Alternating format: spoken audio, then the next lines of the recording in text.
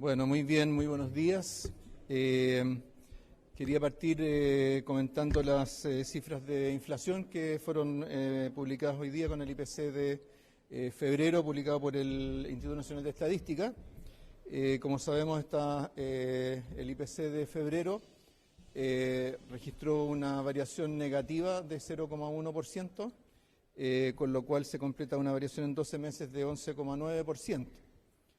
Este es el primer IPC negativo en 26 o 27 meses y al mismo tiempo está compuesto de variaciones negativas, caídas de precio en materia de transporte y en materia de alimentos. Quizás la novedad más importante en ese sentido es justamente esta última, porque los alimentos también llevan muchos meses de alza. Y por primera vez en bastante tiempo vemos una caída de precios de los alimentos. Con la cifra acumulada de inflación en 12 meses estamos volviendo a cifras que tuvimos hace 10 meses atrás. Por lo tanto, en buena medida podemos decir que hemos devuelto al menos 10 meses de aceleración de la inflación, lo cual sin duda es una noticia positiva.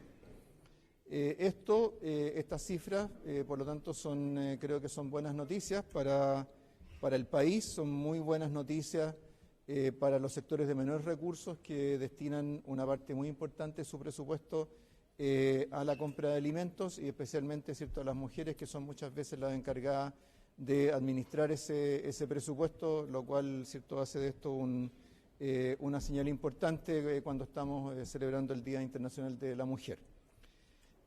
Por supuesto, como lo hemos dicho muchas veces, las cifras de inflación de un mes siempre hay que tomarlas con prudencia, así como hay meses que hay factores que impulsan temporalmente al alza, también puede haber casos en los cuales hay fenómenos que impulsan temporalmente a la baja.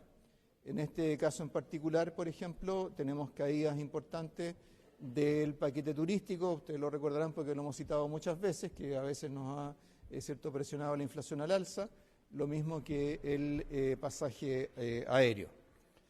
Sin embargo, nos parece que el dato más relevante, que es el de caída de precios de los alimentos y caída de los precios de transporte, nos va indicando, más allá, ¿cierto?, de todos los temas estadísticos, de las implicancias para la política monetaria, etcétera, indica un alivio importante para las familias chilenas, para los hogares, para quienes tienen que administrar un presupuesto estrecho y se han visto particularmente preocupados por todo lo que ha sido el aumento de la inflación en los últimos 18 meses. Así que creo que es una cifra que reafirma la tendencia descendente de la inflación desde agosto del año pasado. Esto indica ya 5 meses de caída consecutiva de la inflación en 12 meses. Vamos en buen camino, nos queda todavía mucho por recorrer y hay que decir que estos son datos que, más que datos para celebrar, son datos para alentarnos a seguir por el camino por el que vamos, que es un camino de estabilización de la economía, de manejo responsable de las finanzas públicas, de reducción de la incertidumbre, y esperamos que discusiones como las que tenemos hoy día en la Cámara de Diputados en torno a la reforma tributaria también estén en buena medida permeadas por ese espíritu.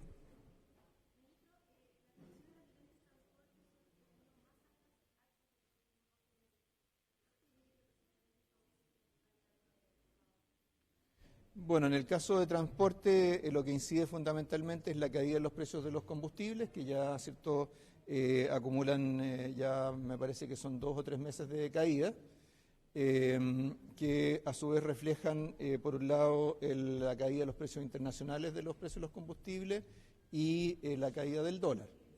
En el caso de los alimentos, hace ya algún tiempo que hemos venido anticipando que íbamos a empezar a ver caída de precios de los alimentos, porque los grandes aumentos de precios internacionales que se produjeron en torno a la invasión de Rusia a Ucrania se han ido revirtiendo.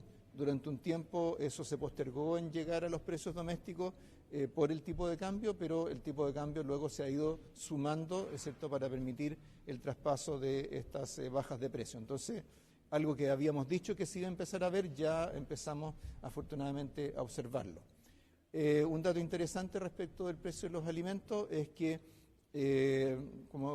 ¿cierto?, hemos venido durante varios meses siguiendo la canasta básica de alimentos, a la cual a su vez está vinculado el complemento de la asignación familiar por aumento del costo de la canasta básica de alimentos. Ahora tenemos la propuesta que se aprobó ayer, ¿cierto?, del bolsillo familiar electrónico, y lo que es interesante es que ya la variación en 12 meses del costo de la canasta básica de alimentos ya es algo menor de los 13.500 pesos por carga que están definidos en el proyecto que se aprobó en el Senado sobre bolsillo familiar electrónico. Así que, en el fondo, en contraste con una situación en la cual este complemento habría ido reduciéndose en los próximos meses, ahora, ¿cierto?, ese apoyo va a quedar estable hasta fin de año en la medida que se apruebe esa propuesta. Cuando usted habla de seguir en la senda de la estabilización, ¿cierto?, a propósito de estas cifras, ¿cómo ve que la derecha, en este caso a propósito de la reforma tributaria, vean esta iniciativa como algo que podría no contribuir a ese proceso,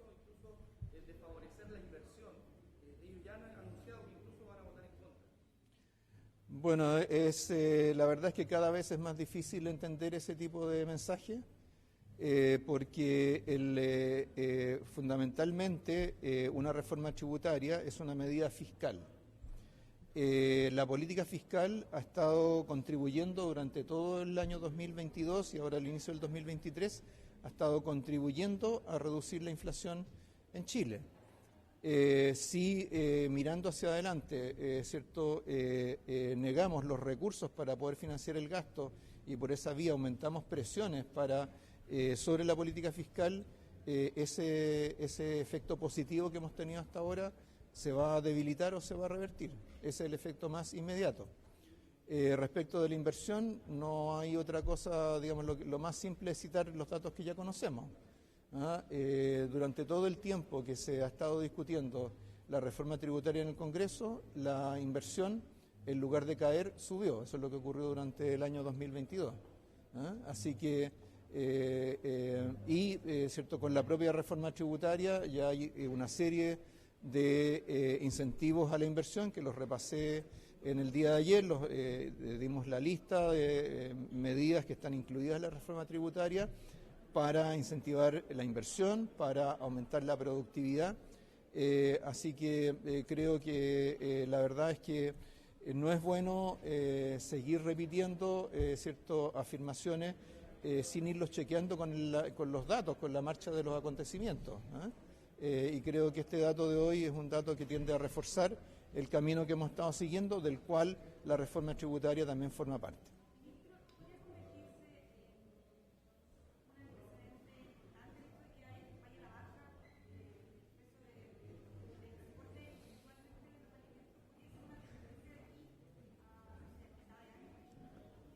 Vamos a tener siempre fluctuaciones, ¿cierto? Nosotros no controlamos, por ejemplo, las fluctuaciones de los precios internacionales de los combustibles. A veces hay ciertos periodos en los cuales hay una alza, pero yo diría como tendencia, creo que es algo que vamos a seguir viendo. No necesariamente se va a reflejar en cada indicador, cada medición de IPC, pero como tendencia creo que es algo que definitivamente vamos a seguir viendo. No hay, hasta el momento no he visto ninguna proyección de inflación para este año que no contemple una baja sostenida de la inflación durante todo el año, así que es algo que podemos esperar que continúe. Siempre es bueno ir constatando qué ocurre, como lo hemos hecho ahora con la cifra de febrero, pero ¿cierto?, los distintos factores, la estabilización macroeconómica, la apreciación del peso, la caída de los precios internacionales de las materias primas, todo eso va a estar colaborando a reducir la inflación en Chile.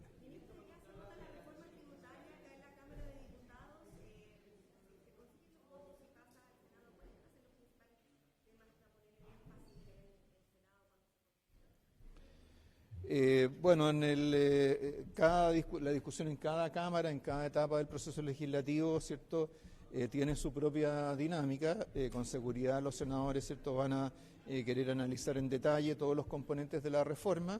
La particularidad y quizás la diferencia con la discusión que hemos tenido en la Cámara es que va a estar confluyendo con el proyecto de royalty minero. Entonces creo que eso va a permitir tener una visión más de conjunto de la reforma tributaria e incluso también del lado del gasto, dado que también está en la Comisión de Hacienda del Senado este proyecto de reforzamiento de la responsabilidad fiscal.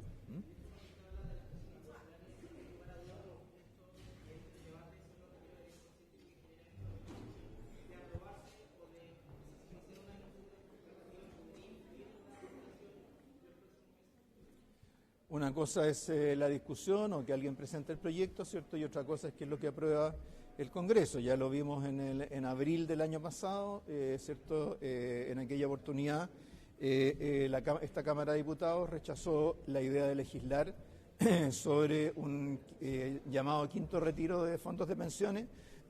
Así que yo creo que ya, en fin, los distintos actores económicos ya entienden que esas dos cosas no son sinónimo. El tema de los retiros de fondos de pensiones no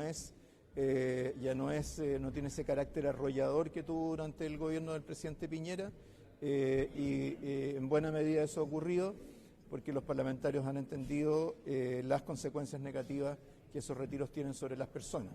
Cuando estamos viendo bajar la inflación, yo creo que nadie quisiera ver revertirse esa tendencia y llegar a cifras de 20%, ¿cierto?, que serían muy graves para los hogares chilenos, ¿eh?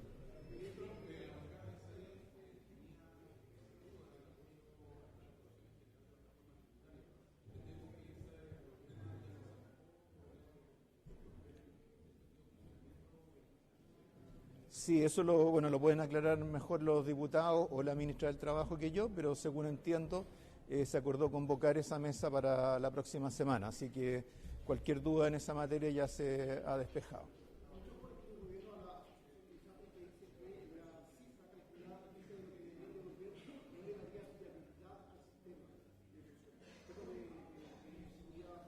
Sí, yo prefiero no entrar en polémicas. Además, quien lidera el tema de ISAPRE es la ministra de Salud. Así que, digamos, creo que prefiero dejarle a ella la palabra en ese tema, ¿eh? Gracias.